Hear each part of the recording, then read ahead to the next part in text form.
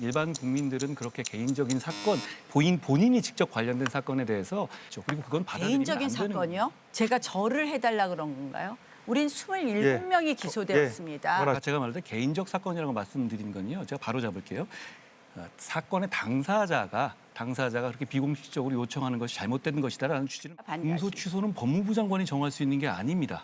너무 아직도 검사신 것 같아요. 지금 검사에서 벗어나지 못하시는구나. 당에 대한 애정이 없고요. 우리 나경원 의원님, 아까 그 페북에 올린 사과문 보셨죠? 심정이 어떠셨습니까? 정말 온 천하에 알리는 당대표는커녕 당원으로서의 자격이 있을까 하는. 제가 그 말을 잠시만요. 꺼낸 것 자체가 조금 부적절했던 것 같고요. 공개적으로 고통받고 있는 우리 당원 동지들의 마음을 제가 조금 더 배려했었어야 했다. 다만 법무부 장관으로서 그런 얘기를 들었을 때는 거절해야 맞는 겁니다. 저런 모습이었고요. 특히 어제도 토론회가 있었고요. 오늘도 토론회가 있었는데 여기에서 윤석열 대통령과 관련된 그리고 대통령의 이름 이게 조금 언급이 됩니다. 어떤 상황에서 이게 나왔는지 확인해 보겠습니다. 아니, 기소가 맞았었다고 생각하십니까? 그 판단에 그때 그 대해서는 기소가 맞았다고 생각하십니까? 후보님 그 기소를 한 검찰총장이 대통령님인 건 알고 계시죠? 문재인 정부의 검사로서는 엄청난 활약을 하셨어요. 양승태 대법원장 기소하셨죠? 예, 기소했습니다. 네. 대통령님의 담당 지위를 받았습니다. 팀장이셨죠? 대통령님의 지위를 받았습니다. 자꾸 대통령님을 끌어들이시지 말고요. 법무부 장관으로서 우리 당의 수많은 정치인들과 우리 당원들과 수많은 대화를 했을 텐데 나중에 불리해지면 그 캐비넷 파일에서 꺼내서 또 약점 공격의 재료로 쓸 겁니까? 저하고 통화한 거를 줄줄줄줄 읊으셨죠, 원 후보님. 그러니까 당정간에는 대통령하고의 신뢰도 중요하고 또 보안도 중요하든가. 당연한 말씀이고요. 그리고 대통령님과 저는 굉장히 오래된 사이고 신뢰할 수 있고 신뢰하는 사이입니다. 걱정하지 않으셔도. 패스트트랙에 대해서 기소한 건 현재의 윤 대통령이다. 우선 사실관계를 묻겠습니다. 당시 남부지검 검사가 기소했지 무슨 윤 대통령이 기소했습니까? 제가 말한 걸 왜곡하시는데요. 당시 검찰총장이 대통령이셨다고 했지 제가 대통령이 기소했다고 말한 적이 없습니다. 아닙니다. 어제 사실을 왜곡하고 마시는 거예요. 당시 기소한 검찰총장이 지금 대통령인 거 아시죠? 검찰총장이 그래서 대통령을 끌어들였습니다. 네, 그렇지 않습니다. 수영주 소장님. 네. 한동훈 후보의 저 윤석열 대통령 발언 어제도 그렇고 오늘 또 이제 후보들이 그걸 갖고 이제 공세를 했어요. 네네.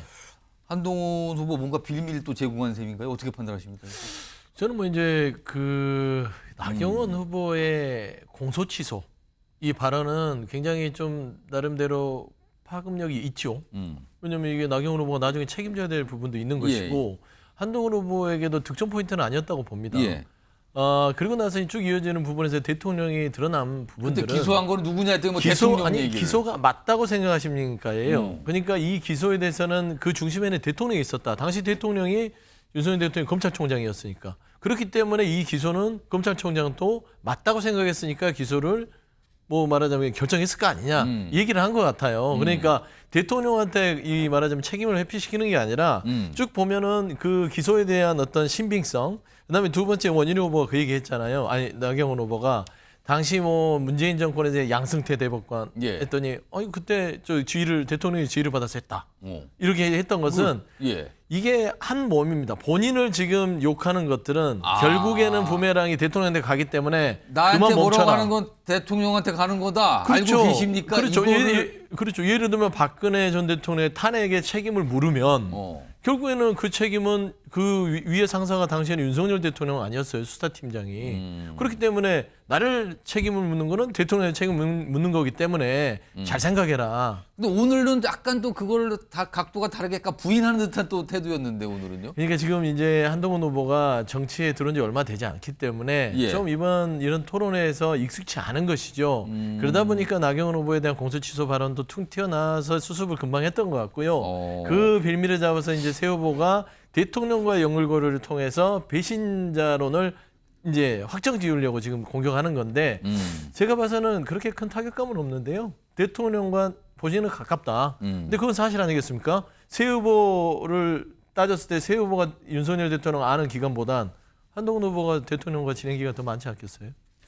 최영철 의원은 윤석열 대통령을 언급한 뭐 기소 여부 이런 거에 대한 질문에 윤석열 대통령 언급하고 오늘은 약간 그거 다른 결을 얘기하는 듯한 이 분위기 이거 어떻게 보셨습니까? 한동훈 후보가 패스트트랙 사건 그 발언 이후에 예. 지금 왔다 갔다 합니다.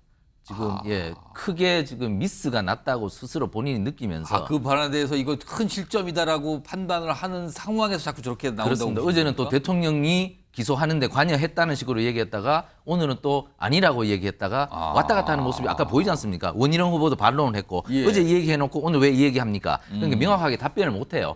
한동훈 후보의 원래 장점은 남의 말을 잡아채서 거꾸로 뒤집기 하는 게 특기거든요.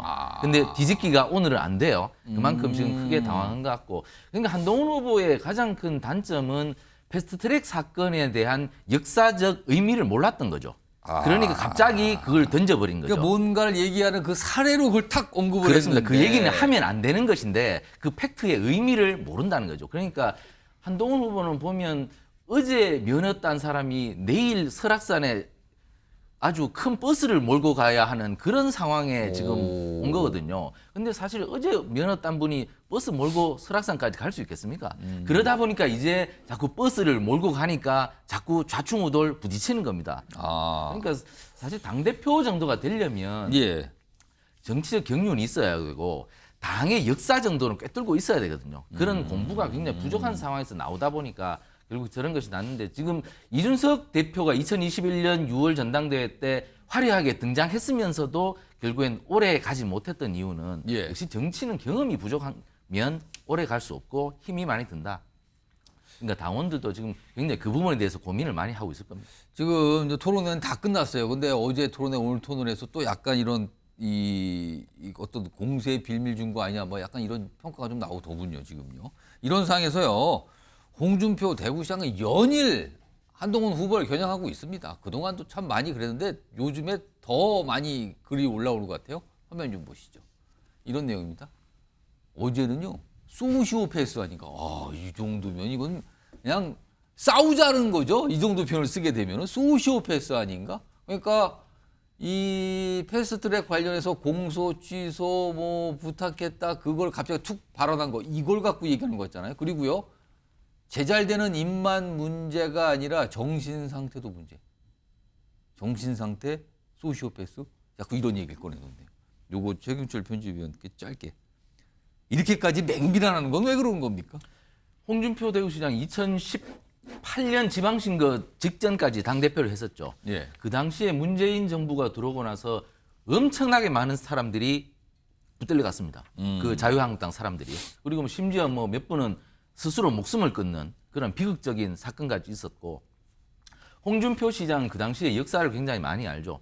그 한가운데에 한동훈 당시 검사가 있었다고 보는데 그 한동훈 검사가 있었는데 지금 이 당에 와서도 국민의힘에 와서도 예. 그 당시 상황도 잘 모르면서 지금 그 함부로 말을 하고 있다. 그러니까 결국엔 이 당의 역사를 제대로 모르는 사람이다 보니 이 당을 이해하지 못하고 앞으로 이 당을 이끌어 나갈 대표성이 없다는 것을 주장하고 있는 것이죠. 그러니까 제가 아까도 말씀드렸다시피 한동훈 후보는 공부를 좀 더 하고 들어오셨어야 되는데 지금 너무 급하게 들어오다 보니까 지금 여러 가지 큰 문제가 나오고 있습니다만 저는 한동훈 후보도 국민의힘의 큰 자산이 될 수 있습니다. 근데 이 선수를 보호해야 되는데 한동훈 후보가 너무 빨리 지금 올라왔다 무대에. 결국에 이게 선수 보호가 안 되면 인재를 크게 잃을 가능성이 있는데 예. 한동훈 후보가 굉장히 큰 실수를 한 것이 이번 전당대회는 한번 쉬고 가는 것이 맞았는데 이러다 보니 저는 여러 가지 당의 분란도 나고 자신에게도 결국에는 큰 상처가 날 것이라고 저는 얘기를 합니다.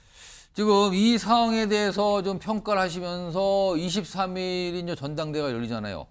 그날에 어떤 결과가 있을 것이다 약간 전망을 좀 내놓은 목소리가 있습니다. 들어보시죠. 이번에 이제 이거 공소취하 부탁 그 발언 내용을 밝힌 것은 대단히 부적절하죠. 선거 이제 오늘부터 이제 모바일 투표 들어가는 측면에서 대형 사고를 친 겁니다. 반한 진영에서는 아무래도 이런저런 구실을 많이 만들고 그렇기 때문에 그 분위기 정서를 가지고 한동훈은 안 된다 이런 걸 좀 확산시키고자 했던 그런 분위기에서는 상당히 이건 뭐 한마디로 홍씨가 떨어진 거죠. 차 잘못하면은 그냥 피로서의 승리. 그러니까 상처뿐인 영광이죠. 1차의 가반에 이제 빨간 신호가 들어왔다고 봐야죠.